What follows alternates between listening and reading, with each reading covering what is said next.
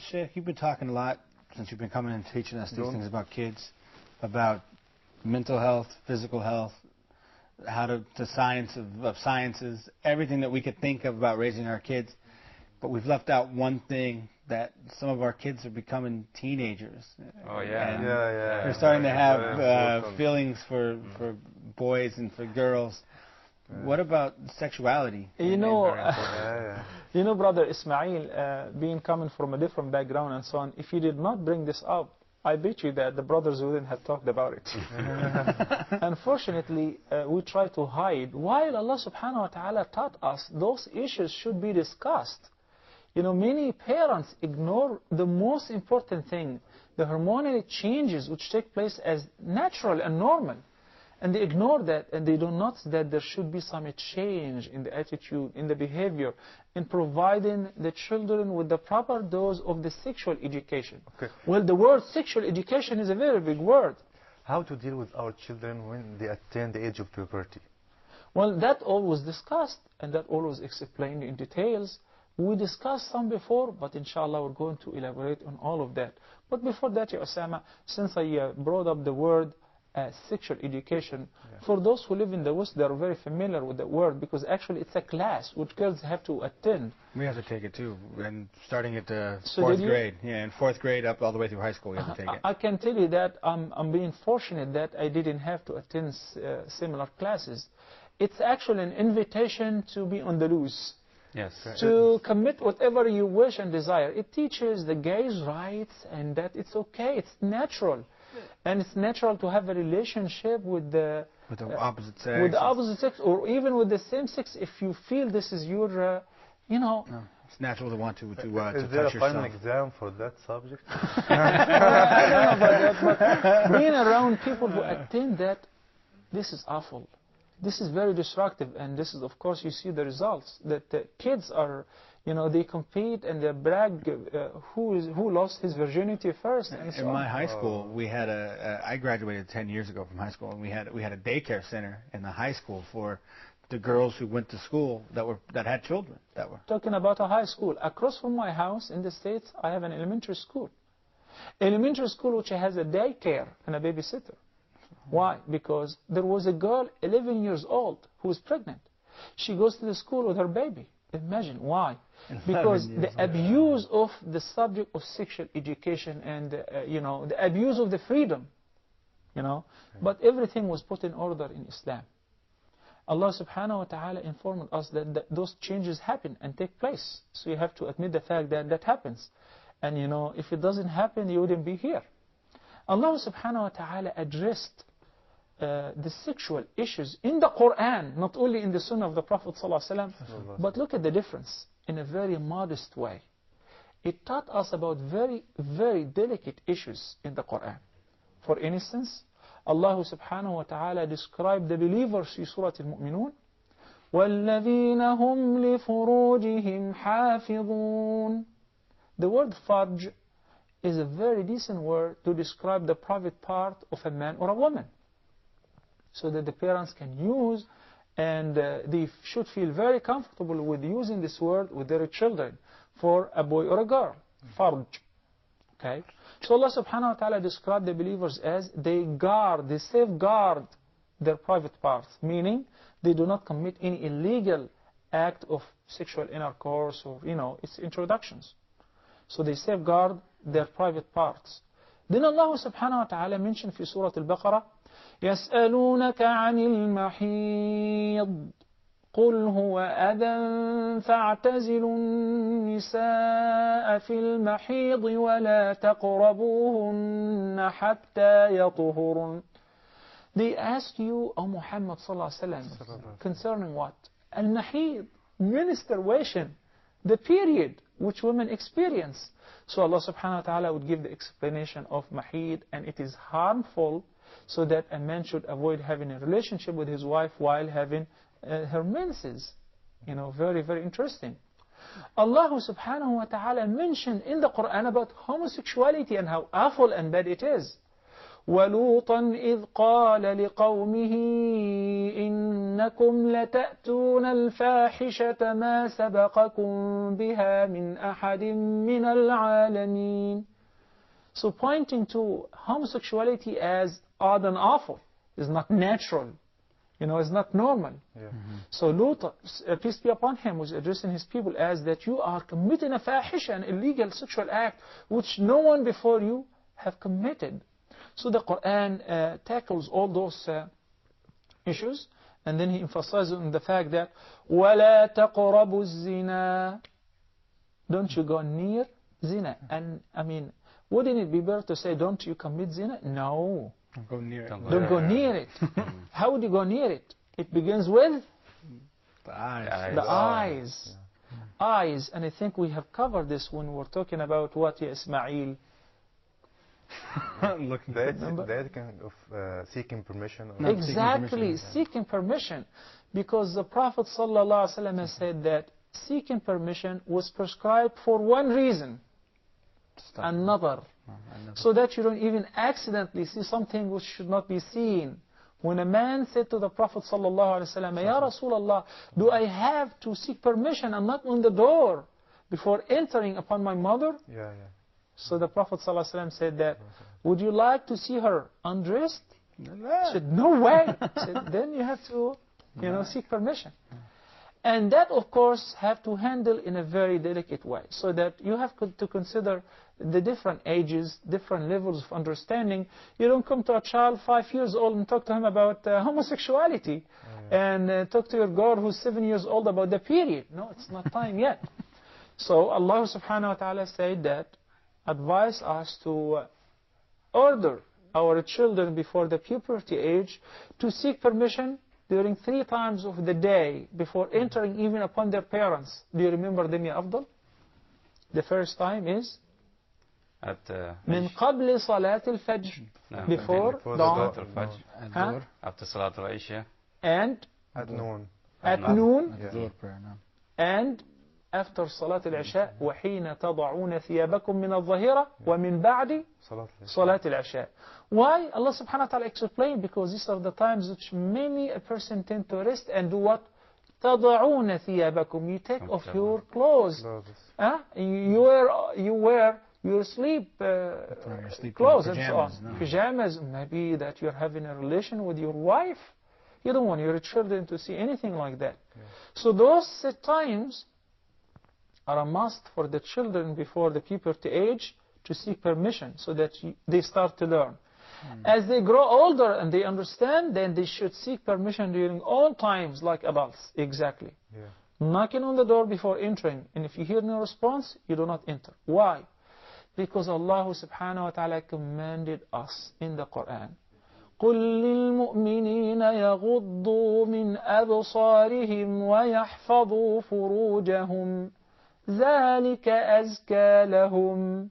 Say Muhammad sallallahu alayhi wa sallam to the believing men, يَغُضُّوا مِنْ أَبْصَارِهِمْ. This is such a beautiful word.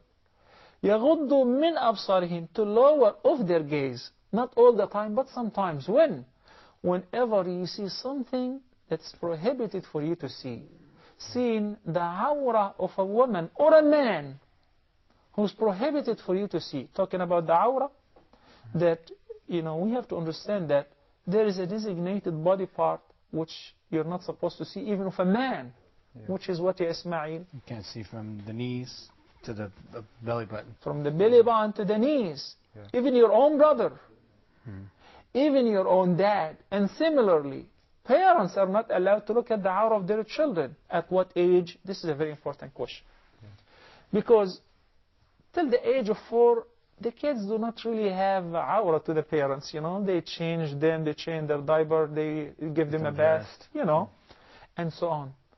At the age of 4, the awra becomes al-awra al-mughallada, or the major awra, which is a very, very strict area that even parents now should avoid looking at, which is the private parts and the behind, the bottom.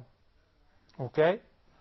Well, sometimes kids at the age of 6 and 7, they start to grow maturer and they understand. And a girl would look pretty and she would be desired. In this case, she will be treated as A girl who reached the puberty age, so that you're not supposed to look at any of her body parts.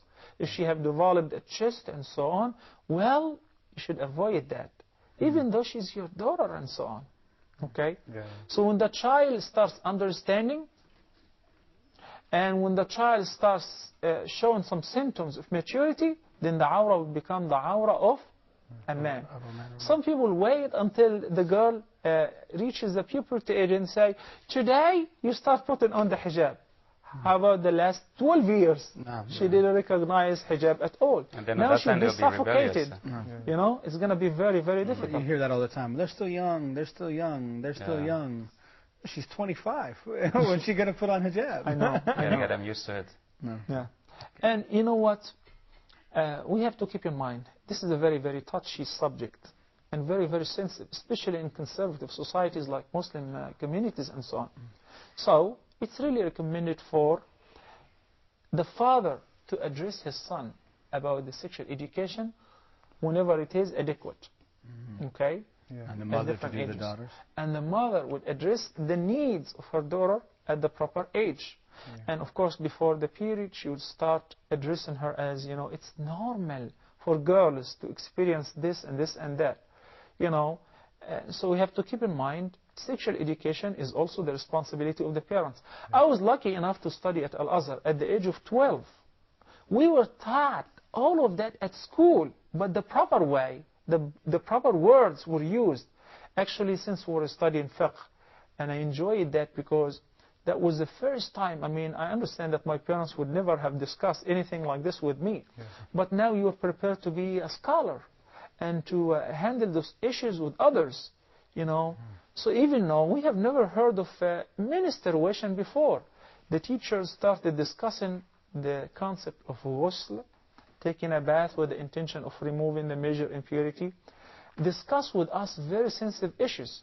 We were in public, I mean in classrooms, but we were taught the proper way. Versus, of course, the sexual education, which, you know, totally outlaw and awful.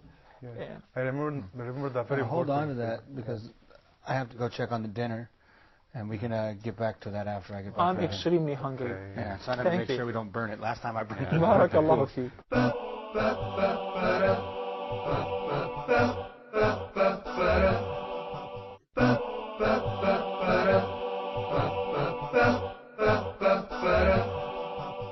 Ya Sheikhna, what would be some advice on trying not to sexualize or give our children sexual stimulants? It is very important not to expose your children to sexually stimulant things, whether it's movies, video games, or internet chatting, or etc. Yani, for instance, the Prophet ﷺ taught us in a beautiful hadith, which we studied a part of it before that. علموا أولادكم الصلاة لسبع. Teach your children how to pray at the age of 7 and discipline them to perform the salah regularly at the age of 10. And then he said, sallallahu alaihi wasallam, وَفَرِّقُوا بَيْنَهُمْ فِي الْمَضَاجِعِ, and keep them apart, separate, whenever it's time for sleep. That the children should not sleep on the same bed, should not sleep together on the same bed, even though that begins at the age of 10. Even if it is boys and boys and girls, we should separate them. You know, it's prohibited to let the children sleep together. You know, sometimes the kids go for a slumber party, or they attend a camp here or there, and they all sleep together. No, it is prohibited. We should really designate a special place for each child to sleep at the time of sleep, away from even his own brothers and sisters. Maybe in the same room. You know, and I understand you. I see that your eyes are telling me that, you know, most of some Muslim families, I mean, they can't really afford separate beds for their children. That's true. So I what mean, should they do in this case? I would have to admit that I lived with my brothers in the same room. You know, I didn't have my own room, so sometimes bunker beds help. But you know, if you don't have room for bunker beds, then لا يكلف الله نفسا إلا وسعها. At least if they have to sleep on the same bed, that each child have to cover with a special cover, that they should not be covered by the same cover. This is very, very important. And not too many Muslims are aware of that. As a matter of fact, not too many Muslim parents are aware of the fact, awra and so on. And awra applies to even family members. So once I was attending a function and we're playing soccer and we had sweat and so on. So we went. I was invited for a dinner to a family's house, and there all the children ran to the shower to take a bath. So I said, MashaAllah, they must have a big shower where everyone has a separate shower. partitions and so on. Then I realized that it's only just one bathtub and one shower. So I asked the parents, said, yeah, that's okay, they're brothers. I said, what do you mean? At the age of 10, 11, no way. They didn't really understand it's haram. And the awrah is not only for strangers, no, it's also for family members. Sisters, cousins. So brothers amongst themselves are not to look at the awrah of their brothers. And as I said, that even including parents. What about in sports? Even sports. Even if at school that they have to wear shorts, put your foot in, step your foot and say no. لا طاعة لمخلوق في معصية الخالق. Swimming, sports, anything. Boys have to be separate from girls because that kindles fire, ignites sexuality even at young ages. I remember that the first day I was interested in making some activities in sports. I used to jog at the park, but then decided that I need to lift some weight and so on. So I was directed to a gym. And there they took me for a tour. Man, that was the worst experience I had. I mean, especially when they took me and they said, and that was going to be your locker room. And I didn't know what's a locker room. That you see people completely the same day that they were born. What is this? No shyness, no haya, no modesty whatsoever. And they talk to each other. They're like, did you have a good workout today, Bob? Had a great one. And they're As naked. a matter of fact, in camps, they do the same thing. So that's why I should not be very delighted that my son is going for a field trip or going for a camp, Boy Scouts, Girl Scouts. I have to be aware of the fact that It's Islamic. what they're going to do there, what they're going to be taught, how will they behave, and whether it's mixed camps or not. It's your responsibility. You don't say, well, school and I didn't know. We have to keep them, you have to put some internal and external supervision on them. Yes, actually, when it comes to sexuality and protecting the modesty of your children at different ages, the responsibility will be distributed equally between the parents and the society. So there is an internal homeland security and external. Internal security with the parents that, as I said, that you don't expose them to sexually stimulant materials, then you say, I don't know why they think this way. So they're flipping the channels every day, watching satellite TVs, watching all the videos, video clips, like that. singing, dancing, and mixing up women and men together, kissing and hugging, sometimes even having love affair, intimacy between men and women, and all of that. Then you say, I don't know what went wrong. What went wrong is that you raised them on that as this is normal. You didn't teach them the right way. Magazines, internet. Internet was never discussed in the past because they have never expected something like this. A machine could be of that much use and that much harm. It's a double-edged sword. Chatting, and especially now you can chat and see too. So it's a video conference. It's very, very dangerous. It's very useful that your child can get all the useful materials which is needed for his scientific education. Listen to beautiful recitation and speeches, audio, and see as well. And meanwhile, it could be misused and abused. So it's your responsibility to supervise that at home. Then outside, it is the responsibility of the guardian of the entire ummah. To control what movie theaters are airing. If it's my choice, guys, I wouldn't like to have a TV at home. Except for the fact that there are so many beautiful satellite TVs now, Islamic shows and so on, which are very, very educational. So I don't want to deprive my children from that. And good thing is, nowadays, whether it's internet or television, they have the parental control, where you can lock undesired scenes, undesired channels, so do that. So if a parent want to drop their child to school in the morning, go back and pick them up in the afternoon, just to make sure that they don't have waste time walking home with other children and be influenced by them, this will not be considered like overprotective. No, no, it won't be considered overprotecting your children. As a matter of fact, you should do that. You know, we send our kids to sports clubs, hoping that they will, you know, get some physical exercise and education and so on, right? Yeah. But unfortunately, many of those clubs nowadays have the bad company, and the pressure of the peer is very, very strong. As a matter of fact, you can lose your children between drugs, women, and all of that at the clubs. So don't you think that when you deposit your children in that place, they're safe? Yes. Even if it is safe, you have to be awake and aware.